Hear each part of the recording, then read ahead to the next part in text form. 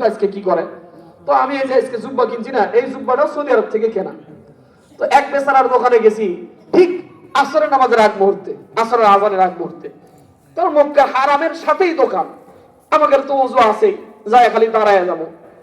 তো আজান দিয়ে দিছে, ওই সময় আমি দোকানের ভিতরে ঢুকছি। এখন আমারে কয়, ইয়া হাজি উখরুজ উখরুজ, খুরুজ খুরুজ, বের হয়ে যাও, এ হাজি বের হয়ে যাও। আমি বললাম কে? হচ্ছে যে এখন নামাজ, আসসালাত আসসালাত আসসালাত, হাইয়া আলাস সালাহ হাইয়া আলাস সালাহ। তার মানে নামাজের আযান হয়ে গেছে, এখন নামাজের জন্য ডাকা হচ্ছে, এখন আর বেচা কেনা চলবে না, এখনই বের হয়ে যাও। সুবহানাল্লাহ। আল্লাহ তাআলা তাদের বরকত দিয়েছে মক্কা মদিনায়, যার কারণে মক্কা মদিনা আর মক্কা মদিনা নাই, ওটা সোনার মদিনা হয়ে গেছে। যখন গেলাম পত্রিকায় দেখলাম 45 কিলোমিটার এলাকা জুড়ে মদিনায় স্বর্ণের খনি পাওয়া গেছে। বাংলাদেশে যেই সময় 2,18,000 টাকা ভরি, ওই দেশে হাজী সাহেবরা স্বর্ণ কিনলো 1,65,000। কত ডিফারেন্স! তার মানে বোঝা গেল তারা দিন মানার কারণে আল্লাহ তাআলা তাদেরকে বরকত দিয়ে দিয়েছে। কোরআনের ভিতরে আল্লাহ তাআলা বলছে, বান্দা তুমি নামাজ পড়ো, নামাজ পড়লে বরকত আমি আল্লাহ তাআলা তোমারে দিয়ে দিব।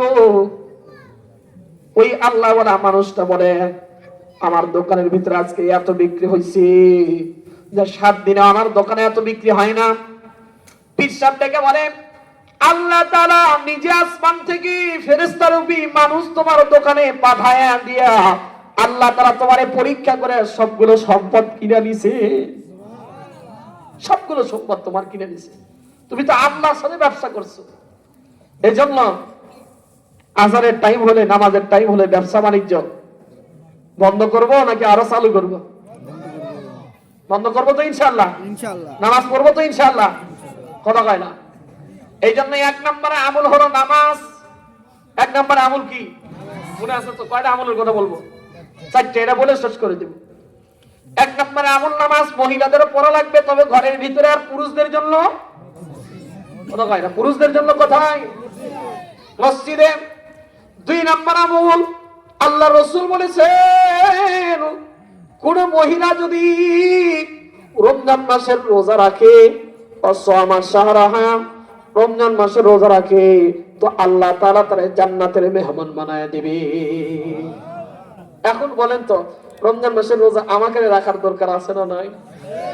খালি মহিলারাই রাখবে আর আমরা রমজান মাসে খালি সিগারেট টান নাকি গো? আমাদের এলাকাতে রমজান মাসে হোটেলে পর্দা করে না মনে হয়, আমাদের এলাকায় করে না, না হোটেলে পর্দা করে। বাপরে, ওর বইয়ে পর্দা করায় না ওই, আর রমজান মাসে হোটেলে পর্দা লাগায়। এক বেচারার কাছে জিজ্ঞাসা করছি, ভাই কি হয়েছে, আপনার হোটেল ঢেকে রাখছেন কা? করছে, হুজুর এর ভিতরে সবগুলো যায় দেখেন বেরোজগারে মশাল দিচ্ছে হুজুর, মানুষের সামনে খালি আল্লাহ রাগ করে, যেই জন্য হোটেলের ভিতরে ঢুকছে। মানে ভালোই তো, পর্দা কুটি লাগান লাগবে, লাগাইছে কুটি। পর্দা লাগানোর কথা হলো বইয়ে, আর বউ দেখি যে ঘুরিচ্ছে খালি রাস্তায়, আর ওই দোকানে পর্দা লাগা আছে। কথা, হুজুর পর্দা করার কথা না, আল্লাহ কোসে দেখছেন ওয়াজের মাসলাই খাটাইছে কুটি। পর্দা করার কথা বলছে বইয়ে, পর্দা করার কোথায়? দোকানে। এরকম বেহায়া মুসল্লি আছে না নাই? আমার অনেকে কবে, হ্যাঁ আল্লাহকে ভয় করি না, তোকে ভয় করা লাগবে। বাপরে, ওই বলে আল্লাহকে ভয় করে না, আর 5 বার পায়খানা হলে ওই বইয়ের মাংস ডাকবি। হাসলেন, হাসির জন্য করলাম। 5 বার 5টা পায়খানা হলে শরীরের উপর বল থাকে, ওর অবস্থা খারাপ হয়ে যায়। ওই আল্লাহকে ভয় করি না, আর যখন একটু ভূমিকম্প শুরু হয়, লা ইলাহা ইল্লাল্লাহ সুবহানাকা ইন্নী যালিমিন, এখন লা ইলাহা ইল্লাল্লাহ সুবহানাকা ইন্নী যালিমিন পরিষ্কার। যখন ঝড় আসে তখন হুজুরে ডাকি, যখন বিপদে পড়ে তখন মসজিদের হুজুরে ডেকে নিয়ে আসে। কে তোর বলে এত বড় তাকত বলে তুই আল্লাহকে ভয় করিস না? ওই যে আমাকে টিয়া ভাঙ্গা কইছিল না, রুহুল আমিন যুক্ত বাদ, তুই মই যা দেখ তোর বাটাম ফাটাম, বাটাম ফাটাবি রে। তা আমাদের এলাকায় এরকম কিছু লোক আছে, সব এলাকাতে এরকম কিছু লোক আছে। তার মানে রমজান মাসে রোজা রাখবেন নাকি পর্দা করবেন? রোজা রাখবো, পর্দার ভিতরে ঢোকা যাবে না।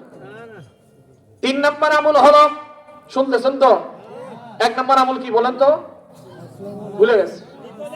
ওয়াজ করে আপনাকে নিয়ে মজা পাচ্ছি না, তারপর ওকে লোভ ঢুকে গেছে না। মামুন ভাই তাবারক নিয়ে আসেন। 11:30টার ভিতরে ইনশাল্লাহ পার হয়ে গেছে, আর কিছুক্ষণ চলবে ইনশাল্লাহ। কি কর সারা রাত? বাপরে, প্রত্যেকটা রাতে করা লাগছে 2-3টা করে, শরীর চলে। দুপুরের সময় একটা করে আসছি হলো ওই ভবানীপুর। হ্যাঁ চুপ করেন, আপনারা সারা রাত থাকবেন। আপনার ওই মাইগালা ছুঁয়ে দামু ক্যাসেট আমার বাজাবি, সারা রাত চলবি, দেখি কতক্ষণ থাকে। ওয়াজ তো ইউটিউবে দিয়েই ধুছি, ভিডিও করে নিয়ে তো সব তো ইউটিউবে দেওয়া লাগে। তো আমার সারা রাত যদি 1% ইউটিউবে মনে করেন দিবেন, আর আমার মনে করবেন যে হুজুর বলেই আছে। দুপুরে বয়ান করছি হলো, বয়ান অল্প বেশি করি নাই, খালি দোয়া করে দিয়ে ভবানীপুর করে দিয়ে আসছি। আবার এই যে এশারের পরে আমার শেরপুরে হয়ে গেছে আমার বিপদ। সব মানুষ খালি জোর করে দাওয়াত করছে। আমি কই দাওয়াত একটা আছে বা কখন আছে? কই যে রাত 10টায়। কই হুজুর তাহলে মাগরিবের পরে দেন। যদি কই এশারের পরে, কই তাহলে রাত 10টায় দেন। মানে সব দিক দিয়ে বিপদ। আমাদের শরীর কি চলে? আমার বাপ এখনো 4 ঘন্টা ওয়াজ করে পারে, এখনো 4 ঘন্টা। আমার এলাকার মানুষ কয়, কে বা হুজুর তোমার বাপ এখনো 4 ঘন্টা ওয়াজ করে, তোমার শরীর কি চলে না? কয় বাবা আমার বাপের হলো জাপানি বডি, আর আমাদের হলো চায়না, চলে না। ঠিকই না? জাপানি বডি এখন ওগুলো ফরমালিন খায় না, কিন্তু আমাদের তো এখন খালি ফরমালিন। তো 1 নাম্বার আমল কি? সবাই কোন? নামাজ। 2 নাম্বার আমল, 2 নাম্বার আমল রোজা। এই পিচ্ছি ভালো মুখস্থ আছে। 2 নাম্বার আমল কি? রোজা। রোজা। 3 নাম্বার আমল কি বলেন তো? 3 নাম্বার আমল হলো আহসানাম ফরাজাহা, মহিলা মা বোনদের জন্য পর্দা করে চলা। কিন্তু আমাদের দেশের সমাজের মহিলারা তো পর্দা খুব ভালো করে চলে। মার্কেটে গেলে ওদের ঠেলায় যাওয়াই যায় না। ঈদের সময় আমি রাজবাড়িতে এক সময় চাকরি করতাম। তো আমার এই মেয়ে, ছোট একটা মেয়ে আছে, ভাবলাম যে আমরা তো ঈদের সময় মার্কেট টার্গেট করি না। হুজুর মানুষের এক জুব্বা বানাবার গেলে কয় যে হুজুর এক জুব্বার মজুরি বেড়ে গেছে 2000 টাকা। বাপরে, বেতনই দেয় 6000 টাকা, ও কি বলে 2000 টাকা দেওয়া লাগবে? কত টাকা পড়ছে? 2000 টাকা দিয়ে আমরা জুব্বা বানাই না, দাম বেড়ে যায়। তো মেয়ে মনে করলাম ছোট একটা মেয়ে আছে, মেয়ের জন্য আপাতত একটা কাপড় কিনে নিয়ে আসি। তো গেছি, দোকানদার এখন আমার দিকে তাকাই না, চিনেই না, এমন ভাব। অথচ অন্যদিন কয় হুজুর বসেন, হুজুর চা খান, হুজুর কফি খান, কি খাবেন কোন? ওই সময় গেছি, ঈদের সময় একটু 2-3 দিন আগে গেছি, উনি আমাকে আর চিনেই না। আমি সালাম দিলাম লম্বা করে, আসসালামু আলাইকুম ভাই, কেমন আছে? বলছে হুজুর পরে আসেন। বললাম ভাই কি হয়েছে?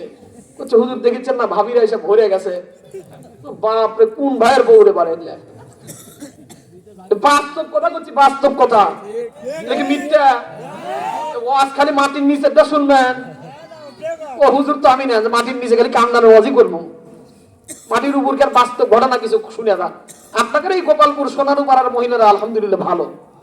শেরপুরে গেছি, শেরপুরেও এরকম একটা অবস্থা। মহিলাকে ঠেলায় এখন ঢোকাই যায় না। স্বামীর টেকা, বাবারে বাবা, আমি যে 1000 টাকার কাপড় পছন্দই হয় না, ওই কাপড়ই যায় ওই 1500 টাকা দেখি আনে। না আপনাকে ভুল করছে মনে হয় না? একটু পরীক্ষা করে দেখেন তো। কাপড় কিনে এসছে কয় টাকার কাপড়? 1000। 1000 টাকাতে তুমি কাপড় কিনছো, ওই কাপড় দিয়ে মার্কেটে কিনবো আমি 600 টাকা দিয়ে। গেছে এখন বেচারা তো মহিলা মানুষের পায়া ওই 1000 টাকার কাপড় দাম চাইছে 3000, কয় টাকায় কমাবি? বলছে ভাই 1500 টাকা দিবেন। বলছে আপা আপনার জন্য 2000 টাকা রাখা যাবে। বলছে যাই, 1000 টাকা তো কমাছে, ধরেন 2000 টাকা দিয়ে চলে যাচ্ছে। বুঝেন নাই? আশা করছে দেখো 1000 টাকা কমায়া তারপরে নিয়ে যাচ্ছি। অথচ ওই রকম শাড়ি আমরা 1000 টাকা কিনে পারি, কারণ পুরুষ মানুষ দিলে তো অত চাপা করে পারবি না ওরা। এটা মার্কেটের যারা আছে কাপড়ের ব্যবসায়ী, এই শেরপুরেও কিছু আছে আমার মুসল্লি, আমরা গেলে কয় হুজুর আপনার জন্য কেনা দাম একবারে। কি দাম? জানা যে হুজুর তো দাম করে পারবি না। আমি নিজে একটা পরীক্ষিত, মানে আমার মুসলমান সবগুলো তো কাস্টমার, আমার তো শাহী মসজিদে নামাজ পড়ে কাস্টমার সব, মানে পরিচিত দোকানদার। তো একদিন আমার ছোট ভাইয়ের এক বিয়ের মার্কেট করতে আসছে। তো আমি আগে গেছি হলো হিন্দুর দোকানে, ওরা তো আমাকে চিনে না। কুটি গেছি হিন্দুর দোকানে যাই, আমি দাম করলাম ভাই এই বেনারসি শাড়িটা কয় টাকা দাম? করছে হুজুর আপনার জন্য 3500 টাকা, তবে রাখা দাবি হলো মানে 3200 টাকা। এক মুসলমানের দোকান গেলাম, আমার কাস্টমার, আমার পরিচিত দোকানদার, বললাম ভাই এই কাপড়টা কত রাখা দাবি করছে হুজুর? 4000 টাকা কেনা, আপনার কাছে কয় টাকায় আর নিমু কন, বেশি লাভ দেওয়া লাগবে না, 4200 টাকা দিয়ে। কয় কি রে একই কাপড় করছে হুজুর, আপনি কি রিসিপ্ট দেখবেন? কোন তো আর রিসিপ্ট কি আমার দেখা যাবে? বললাম না ভাই ঠিক আছে, আমি পারতেছি না, অত বাজেট মনে হয় ওখানে নাই। পরে করছে হিন্দুর দোকানে ভালো রে, 1000 টাকা একবারে আপনার জন্য ফিক্সড। সব মানুষ যে একরকম তা কিন্তু না, কথা হয় না। আমার তাজুল ভাইয়ের দোকানে যদি আমি আব্দুল আবার মোবাইল কিনতে যাই, বুঝেন না, তাজুল ভাই জানবি যে শাহী মোবাইল টেলিকম ওই আব্দুল হাকিম সাহেবের সাথে আমার ভালো সম্পর্ক। জানেন আমি যদি একবার হুজুরের না আটকা পারবারি দৌড়ে চলে যাবি হলো আব্দুল হাকিমের দোকানে। আব্দুল হাকিম যদি চিন্তা করে যে আমার দোকানে যদি হুজুরের কাছে মাল না বিক্রি করবে, চলে যাবি হলো মাসুদের দোকানে, কারণ সবাই চিনে সব দোকানদার। ওখান থেকে যাবি হলো মামুন ভাইয়ের সুমন্দি, ওই যে কি নাম সাহেব, সাহেবের দোকানে চলে যাবি, তখন হলো পুরো বিপদ। ওই জন্য করছে হুজুর আপনার জন্য একবার কেনা দাম হুজুর, দরকার হলে পাইকারি ওই রিটেলার থেকে শুনে দিচ্ছি হুজুর। সবাই তো আমাকে ঠকাবার চায় না, কিছু কিছু লোক আছে ওরা মনে করেন যে একবারে ন্যায্য দামের উপর দিয়ে ঠকায়। তো এরকম মহিলা মা বোনরাও অনেক জায়গায় যায় ঠকে এসে স্বামীর উপরে পিকআপ নেয়। খুব খুশি আপনারা না? মহিলা মা বোনরা কয় আর আগামীতে যদি হুজুরের দাওয়াত দেয় তাহলে খবর আছে। আচ্ছা ওরা টাকা বেশি দিছে না আপনারা টাকা বেশি দিছেন?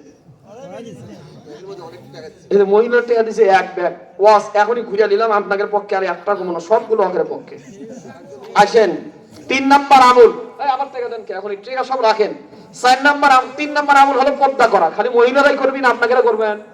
আমরাও করব। করেন। চোখ একবার তাকাইছেন তো তাকাইছেন, ডাক নাম্বার খোঁজার নাম্বার সব থেকে, তারপরে চোখ দামান আছে না নাই? খালি মহিলাকে দোষ দেন, মহিলাকে খালি দোষ দেন। আপনারা যুবকরাও কিছু ক্ষতি করা আছে, কথা বল না কে? এই যুবকের কারণে মহিলাদের আজকে ক্ষতি হয়। ওয়াজ এখন এনকাই হবি, কারণ একবার ওয়াজের স্টেজ নামিয়ে দিছে, কথা বল না? তাহলে 3 নাম্বার আমল হলো পর্দা করা। খালি মহিলারা করবেন, আপনারা করবেন। কে আবার রাকিব ভাই আপনি ঘুম পাচ্ছেন? তাহলে 3 নাম্বার আমল কি বলেন তো? কথা কয় না। কয় নাম্বার আমল? বাড়ির যায় এই 4টা আমল আপনার গিন্নিক শোনাবেন যে জান্নাতে যদি যাবার চাও আমার সাথে,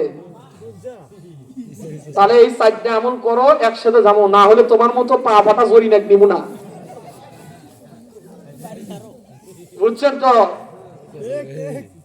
আবার কেউ লাইট টাইট দিয়েন না ভাই, এগুলা বাজে। শাহী মসজিদের হুজুর খালি বলে হাসায়, ওটি কাম দেয় একবারে শুতে ফেলাই দিয়েছি। 4 নাম্বার আমল মহিলাদের জন্য স্বামীর খেদমত করা। এটা আপনাদের পক্ষে না অকের পক্ষে? কবেই তো না এখন আপনাদের অকের পক্ষে। স্বামী কিটা আপনারা না ওরা? এখনকার যুগে স্ত্রী হয়েছে স্বামী, বাপ রে পাওয়ার রে বাপ। জ্বালায় ঘরের ভিতরে আর নেতাগিরি করাই যায় না। এই শেখ হাসিনা যতদিন ছিল খালি মামলার ভয় দেখাইছে। আজকে আপনার মামলা হবে, বুঝছেন? শেখ হাসিনা থাকলে একটু কিছু হলে নারী নির্যাতন মামলা। এখন আমরা পুরুষ নির্যাতন মামলা দিতে পারবো না। ইউনূস সরকার আমাদের পক্ষের লোক না, কথা কান দেখে। আগামীতে যেন কি আর নারী না আসে ভাই, এই দোয়াটা করেন, তাহলে 22টার পারবেন। কোথাও বিএনপি আসুক, তা তারেক রহমান আসুক, জামাতে আসলে তা শফিকুর রহমান, সব পুরুষ। চরমনায় আসলে পীর সাহেব, তাও পুরুষ, কথা কান দেখে। যেই কথা বলতেছিলাম 4টা আমল, জোরে বলেন কয়টা আমল? তাহলে সর্বশেষ হলো পুরুষদের স্বামীর খেদমত করা, নারীদের কি করা? অনেক মহিলা মা আছে স্বামীর খেদমত করে, আছে না নাই? পায়ে তেল মেখে দেয়, স্বামী একটু কাজ করে আসলে স্বামীর গায়ের ঘাম ঝরানো জামাটার সাথে সাথে খুলে দেয়, স্বামীর ঠান্ডা। ইসলামের জন্য কত ত্যাগ স্বীকার করেছে দেখেন।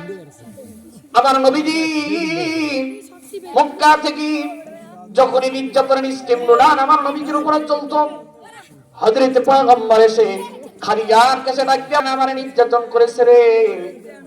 আমার নবী খাদিজার কাছে সবগুলো খুলে বলার পরে খাদিজা রাদিয়াল্লাহু তাআলা, আল্লাহ তাআলা কোনদিন আপনারে ঠকাবে না, বরং আল্লাহ তাআলা আপনারে বিজয় দান করবে। ওই খাদিজা ইসলামের জন্য সব কিছু দিয়ে দিবেন, কিন্তু খাদিজার ইন্তেকালের আগে মৃত্যুর কত ভয় ছিল জানেন? খাদিজাতুল কুবরা রাদিয়াল্লাহু তাআলা আনহা নবীজিকে ডাক দিয়ে বলে, পয়গম্বর, আমি খাদিজা যদি মারা যাই, মারা যাওয়ার আগে আপনাকে 3টা ওসিয়ত করে যাচ্ছি। জোরে বলেন কয়টা? 3টা ওসিয়ত আমার নবীজিকে করে গেছেন।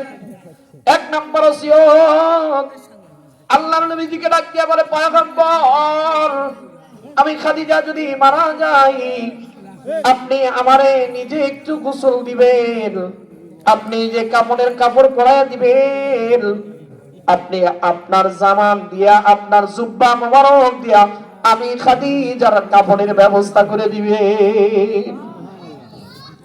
নবীজিকে বলতেছেন, ইয়া রাসূলুল্লাহ, আপনি আপনি নিজে আমারে গোসল করাবেন, দুনিয়ার কোন মানুষ দিয়ে আমারে গোসল করাবেন না। আপনার গায়ের জুব্বা দিয়ে আমারে একটু দাফনের ব্যবস্থা করে দিবেন গো নবী।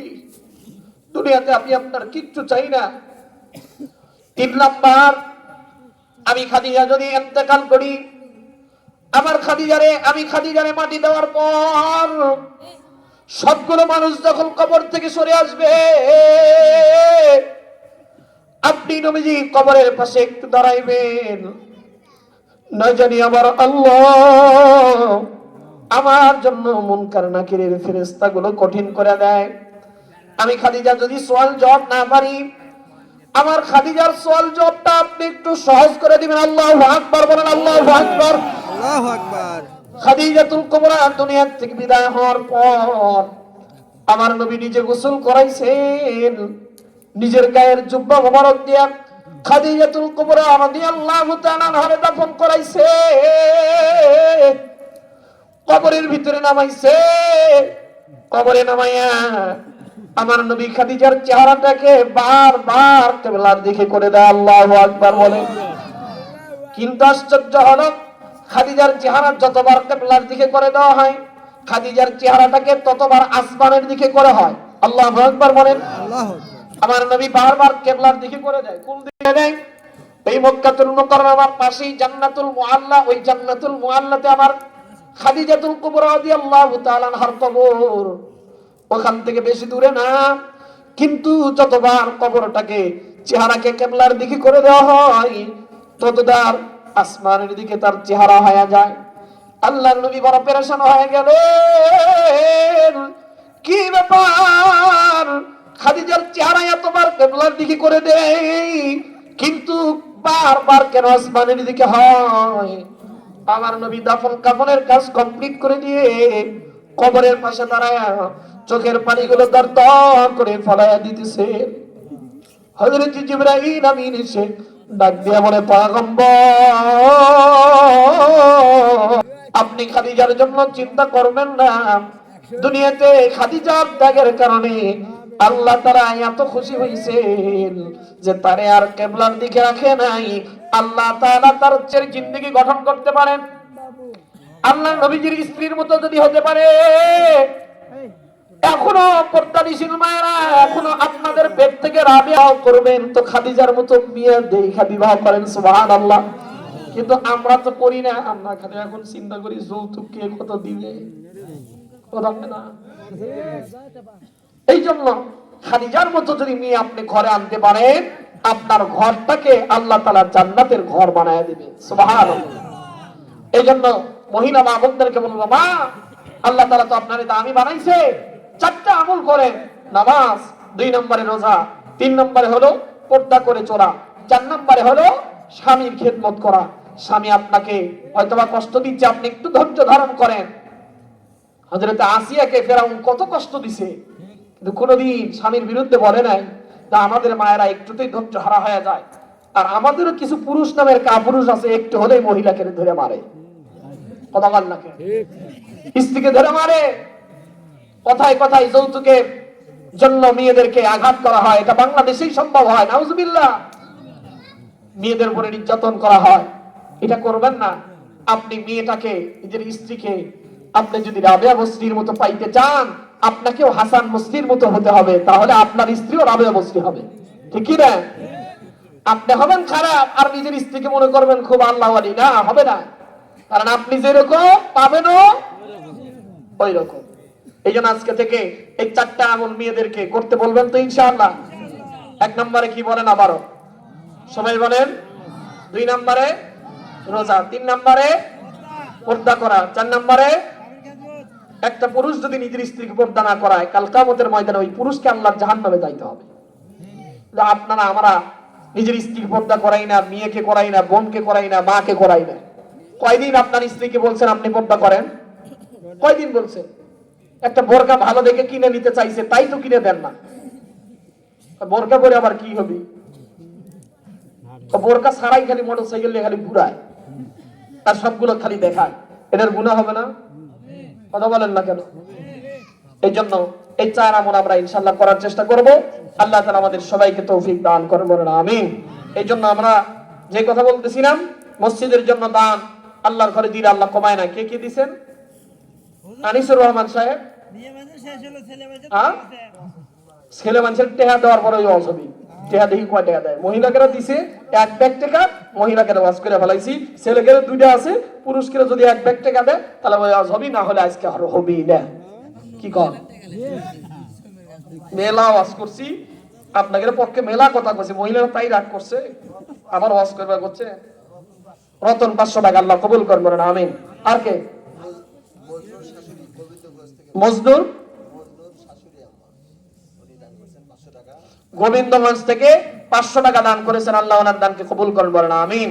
আল্লাহ জানামানে বরকত দান করেন, আল্লাহ হায়াতের জিন্দেগি বাড়ায় দেন, বলেন আমিন। আল্লাহ জানামানে বরকত বাড়ায় দেন, বলেন আমিন। আসেন তাড়াতাড়ি করে আসেন, মামুন ভাই কই? তাড়াতাড়ি করে আসেন, তাবারক নিয়ে আসেন ইনশাআল্লাহ। শেষ পর্যন্ত 12টা পর্যন্ত খাটাই নিল বারে। কি নাম?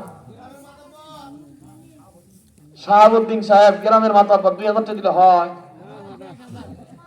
আর কিছু একটু বাড়ান জানা। ও চাচা একটু বাড়ায় দেন বারে, ওয়াজ বেশি করলাম বারে, এটার জন্য হলেও দেন।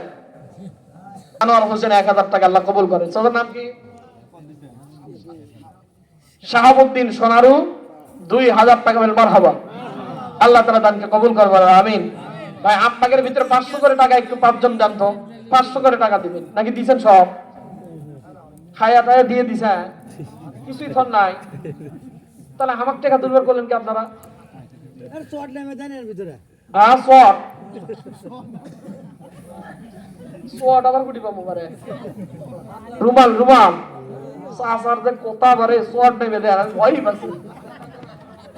ভাই আসেন একটু, যে যা পারেন, 10 টাকা 20 টাকা 100 টাকা 50 টাকা। মহিলা মা বোনরা আলহামদুলিল্লাহ 1 ব্যাগ টাকা দিছে, আপনারা ইনশাআল্লাহ দিয়ে একটু শরীক হন। যান 10-এর লাঠি 1-এর বোঝায়। ভাই একটু ভিতরে জানতো, একটু রুমাল নিয়ে জানতো। নাম বলে নাই, 500 টাকা আল্লাহ কবুল করেন, বলেন আমিন।